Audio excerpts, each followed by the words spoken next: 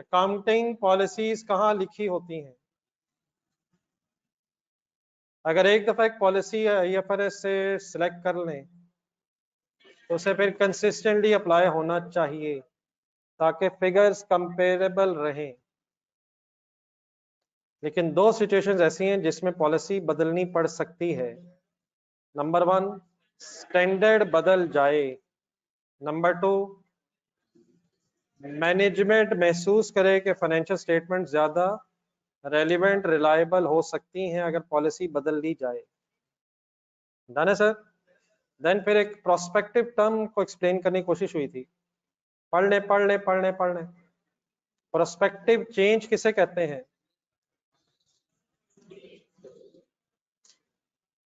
अगर पिछले सालों को इग्नोर करके करंट ईयर और फ्यूचर ईयर में सिर्फ एडजस्टमेंट की जाए तो ये प्रोस्पेक्टिव चेंज है। रेट्रोस्पेक्टिव चेंज किसे कहते हैं?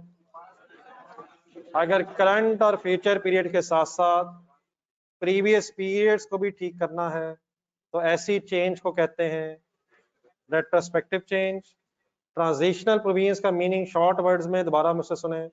अगर कोई स्टैंडर्ड बदले और स्टैंडर्ड बदलने के बाद उसी स्टैंडर्ड में ये भी बता दिया जाए कि पॉलिसी को प्रोस्पेक्टिव बदलना है या रेट्रोस्पेक्टिव बदलना है, तो जिस जगह ये बताया गया होगा उस जगह को कहते हैं, या जिस पैराग्राफ में ये बताया गया होगा उस पैराग्राफ को कहते हैं ट्रांजिशनल प्रोविजंस। यहां तक वर्ड आप ओके? पढ़ लें दोबारा। ट्रांजिशनल प्रोविजन आप समझ आ गए? क्या बदल जाए और कहां ही क्या बता दिया जाए? स्टैंडर्ड बदल जाए और स्टैंडर्ड में ही अगर ट्रीटमेंट ऑफ चेंज भी बता दिया जाए तो स्टैंडर्ड में गिवन जो ट्रीटमेंट ऑफ चेंज होता है उसे ट्रांजिशनल प्रोविजंस बोलते हैं। चलो आगे नेक्स्ट हेडिंग बताएंगे। Next heading, impracticable. अकाउंटिंग में हर वो चीज इम्प्रैक्टिकेबल कहलाती है, पढ़े जरा इंग्लिश में जरा, जिसे अप्लाई करना पॉसिबल ना हो तमाम रीजनेबल एफर्ट कर लेने के बावजूद भी, तमाम मुमकिन कोशिश करने के बाद भी अगर कोई काम हम अकाउंटेंट्स ना कर सकें तो ऐसी चीज को कहते हैं कि ये काम अब इम्प्रैक्टिकेबल हो गया। इंग्लिश में क्या लिखा हुआ? नॉट पॉसिबल टू अप्लाई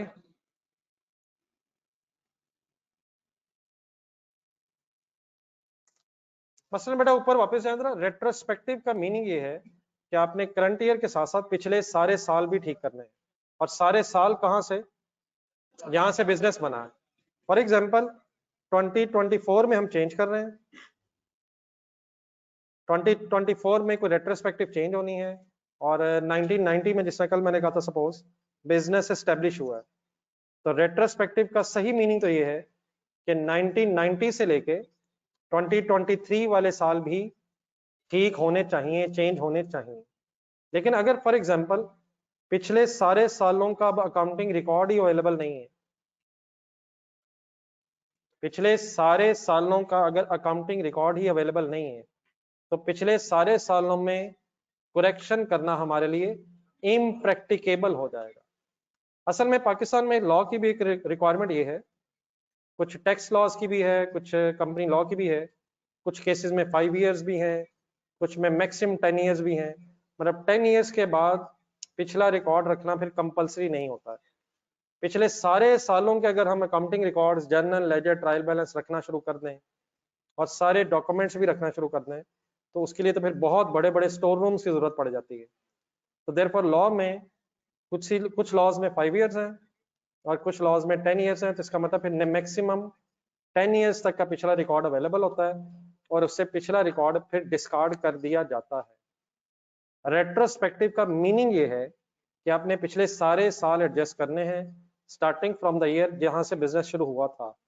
लेकिन अगर पिछले सारे सालों का रिकॉर्ड अवेलेबल नहीं होगा तो मजबूरन फिर हमें जहां से रिकॉर्ड अवेलेबल है वहीं से वर्किंग करनी पड़ेगी, और जिन सालों में हम वर्किंग नहीं कर सकेंगे चेंज की, उन सालों के बारे में हम अकाउंटेंट्स वर्ड ये यूज करेंगे कि उन सालों में करेक्शन करना हमारे लिए इम्प्रैक्टिकेबल हो गया है।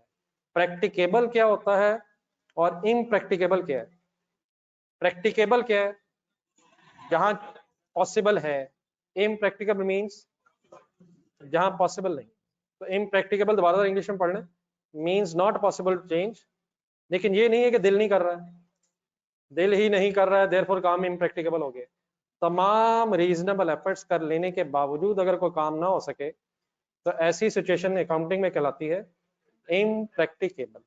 अब ये 4 टर्म्स मैंने थोड़ी सी आपके सामने एक्सप्लेन की हैं, और इन 4 टर्म्स की बेस पे और इसकी क्या सिचुएशंस हैं, कौन सी एग्जांपल्स हैं, वो तो इंशाल्लाह अभी हमने डिस्कस करनी है। मैंने सिर्फ आपके सामने इन टर्म्स का मीनिंग इसलिए रख दिया है ताकि इनको जब हम यूज कर रहे हो तो थोड़ा सा हमारे जहन में आइडिया हो जाए। तो अब आए लास्ट एक हेडिंग सामने है हमारे, how to adjust the financial statements in case of change in policy.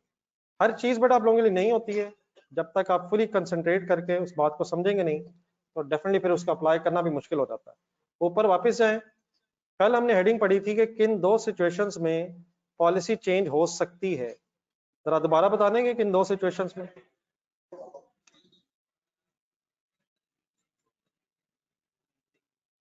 एक सिचुएशन तो ये हो सकती है change is required by IFRS, standard में चेंज आ गया है और देयरफॉर हमें चेंज करना पड़ रहा है। सेकेंडली ये है कि मैनेजमेंट अपनी मर्जी से पॉलिसी चेंज कर रही हो, change is made by management voluntarily. Please disturbance खत्म रखा करें। Change is made by management और first possibility is change is required by IFRS।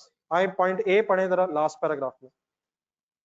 If change is required by IFRS then use transitional provisions if available पे रुक जाए। अगर standard में change आया है और स्टैंडर्ड में चेंज की वजह से आपको पॉलिसी बदलनी पड़ रही है तो सबसे पहले उसी स्टैंडर्ड को खोलें और उसमें ढूंढें कि ट्रांजिशनल प्रोविजंस का पैराग्राफ मौजूद है या नहीं। अगर तो मौजूद है तो देन वही करें जो उस पैराग्राफ में लिखा हुआ है। इफ अवेलेबल का मतलब यह है कि समटाइम्स स्टैंडर्ड तो बदल जाता है लेकिन ट्रांजिशनल प्रोविजंस का पैराग्राफ स्टैंडर्ड में नहीं होता। तो अगर नहीं है तो क्या करना है वो मैं बाद में बात करता हूं। लेकिन अगर चेंज रिक्वायर की है स्टैंडर्ड की वजह से, स्टैंडर्ड में चेंज हुई है, change is required by standard, तो सबसे पहले क्या ढूंढे? ट्रांजिशनल प्रोविजंस क्या होती हैं? चेंज का ट्रीटमेंट ढूंढे, स्टैंडर्ड के अंदर ही चेंज का ट्रीटमेंट ढूंढे। अगर तो मिल जाए तो मिल जाए चेंज का ट्रीटमेंट तो क्या करें? वही करें जो स्टैंडर्ड कह रहा है। प्रोस्पेक्टिव कह रहा है प्रोस्पेक्टिव करें, रेट्रोस्पेक्टिव कह रहा है तो रेट्रोस्पेक्टिव करें। लेकिन अगर ना मिले तो सेंटेंस आगे पूरा करें। अदरवाइज का यहाँ मतलब नहीं, अदरवाइज मींस यहाँ क्या है? क्या ढूंढा नहीं मिला? ट्रांजिशनल प्रोविजंस अगर ढूंढी नहीं मिली तो देन अदरवाइज फिर क्या करें? Apply the change retrospectively. फिर चेंज को कैसे अडॉप्ट करें? रेट्रोस्पेक्टिवली। सेंटेंस पूरा करें। Unless it is impracticable to do so पे रुक जाए।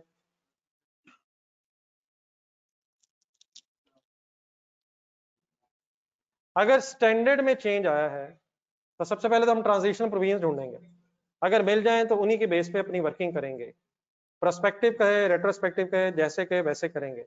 लेकिन अगर स्टैंडर्ड बदला है और ट्रांजिशनल प्रोविजंस नहीं है तो देन ये चेंज हमेशा रेट्रोस्पेक्टिवली मींस पिछले सालों में भी एडजस्ट होगी।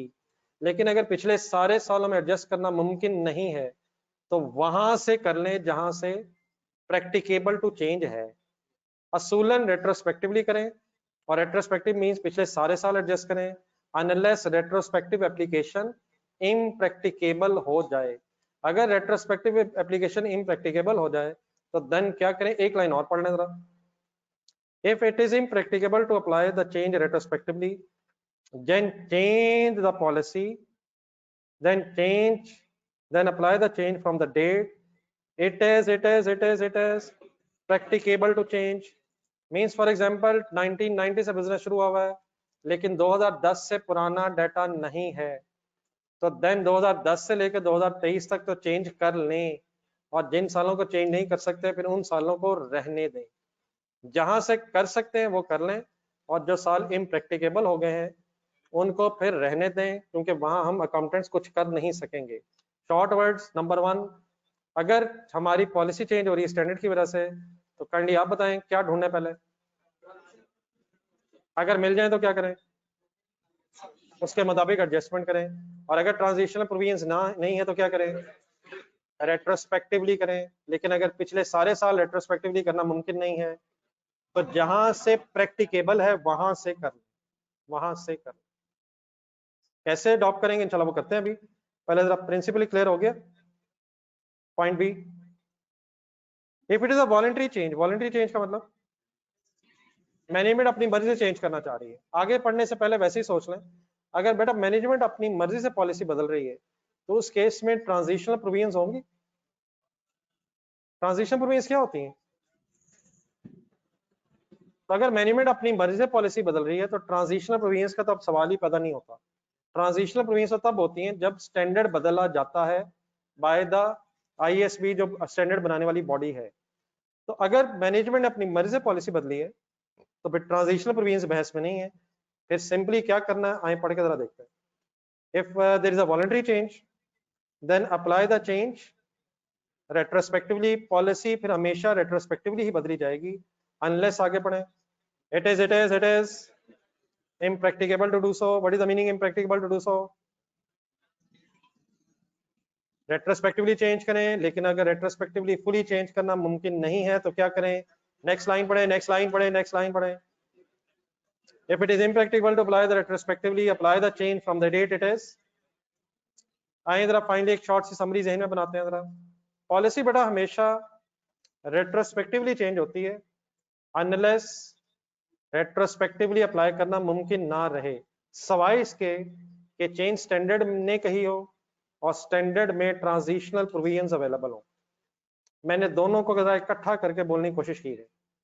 स्टैंडर्ड अगर अवेलेबल है, स्टैंडर्ड में अगर ट्रांजिशनल प्रोविजंस अवेलेबल हैं फिर तो हम उन्हें फॉलो कर लेंगे, लेकिन अगर वो नहीं है तो चाहे स्टैंडर्ड ने पॉलिसी बदली हो, चाहे मैनेजमेंट पॉलिसी बदलना चाह रही हो, रेट्रोस्पेक्टिवली चेंज करेंगे अनलेस रेट्रोस्पेक्टिव चेंज करना हमारे लिए इम्प्रैक्टिकेबल हो जाए।